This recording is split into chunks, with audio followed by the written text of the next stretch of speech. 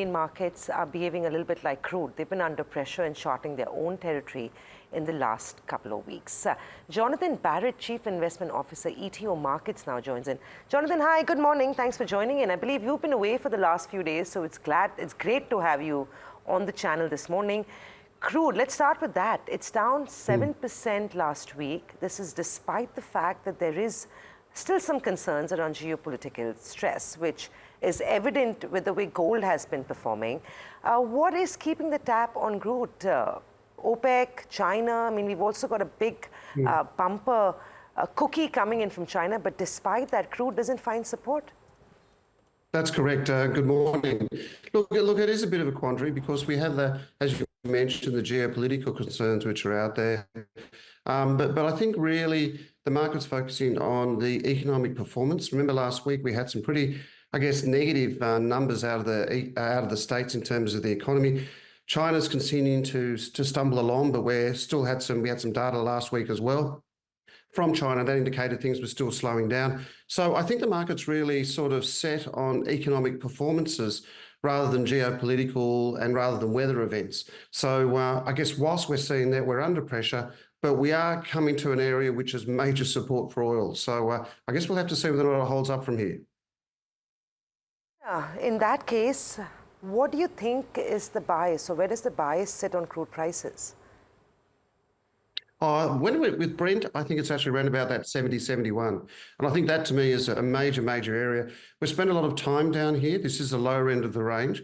And I think if we do hold here, then we've got a trajectory which is not going to be too kind to a lot of our Indian friends that need oil. But at the end of the day, I do think it'll spend time going sideways. Remember, OPEC have said that they're happy to put more supply into the market if needed, but at these levels, I don't think they will. So I think around this 70 area is quite important for the market, and then we'll just have to see what happens from there. Jonathan, if you can actually elaborate that point on OPEC a little bit more, what is their current thought process in terms of production, and what's the underlying sentiment at the moment? Look, I think OPEC's quite happy to sit there at the moment. Remember, this is their balance area. Around that 70 to 75, they're quite comfortable with that price action. Naturally, they'll want to see it higher through that 80 and higher. But I think they're quite comfortable here. If it does get higher, they'll come back out and say, we'll put more supply into the market.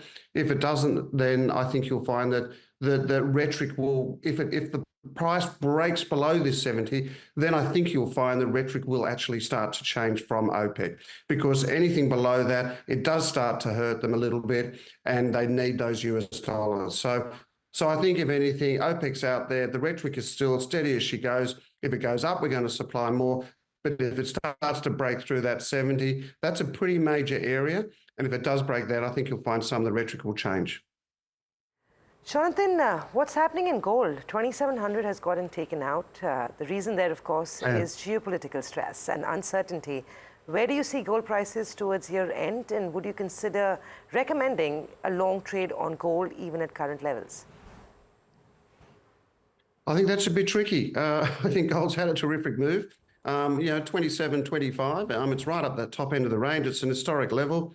Is it geopolitical risk? And I think the interesting quandary here is we have geopolitical risk, which was reflected, in the gold price. We're not seeing it in the oil price, but with the US dollar's pretty stable, and if it's not, it's sort of firmed up a little bit, and it's trading in a range. So it is interesting that gold is actually trading by itself. Now, in terms of buying gold at this level, it is hard for any investor at a record high to buy.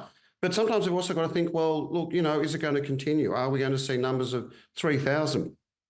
My mind is that whilst it continues to go higher, and I've got to look at it from a technical basis, not from a fundamental basis, because the fundamentals are out, but if it keeps going to new highs, it will. One thing I do like is to look at silver. Now, silver's always been the poorer cousin for gold, and it's sort of always come back, and it hasn't really moved. But we've just had a move up. We had 6% rise on Friday, and I think if I wanted that exposure to the precious metals, I think I'd enter via the silver market rather than gold. So I think silver has more to go. It hasn't reached record highs. It's in the precious metal proxy. So as far as I'm concerned from there, it should trade higher from here. Jonathan, keeping in mind all the stimulus that China has been coming through, What is your view on the rest of the metals pack? How are you looking at base metals specifically in this case? I think that's a very interesting question. You mentioned the stimulus that we're seeing from China. Look, they're continuing to throw at it. The green shoots of recovery is something that we always want to have a look at. It's something we want to see China pick up. I'm not sure whether you had a look at the housing index data that came out, I think, later last week. That continued to fall. It sort of was down 5.7%. There are still problems in China. And I think that's reflecting, particularly in the real estate market, which is then reflecting in the base metal prices.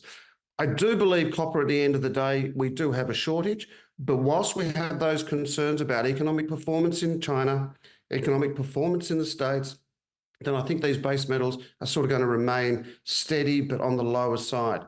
But mind you, I think that you can buy on the back of foot copper, because I do think at the end of the day, it will have a substantial rally and continue to rally because there are more uses for it. So yeah, I think if anything, copper remains a buy for me, and it has done for some time. Jonathan, one quick question, because I know while you specialize in commodities and crude, but you still have a view on the outlook of equities. From where we stand right now, decoupling is very obvious between how Indian equity markets are performing and how the US has been doing. If you had to go long equities, what would you pick, India, China, or US? I think you've got to look for the generally what's happening out there, and I think India is the play. When you look at where the US is, it's certainly too high.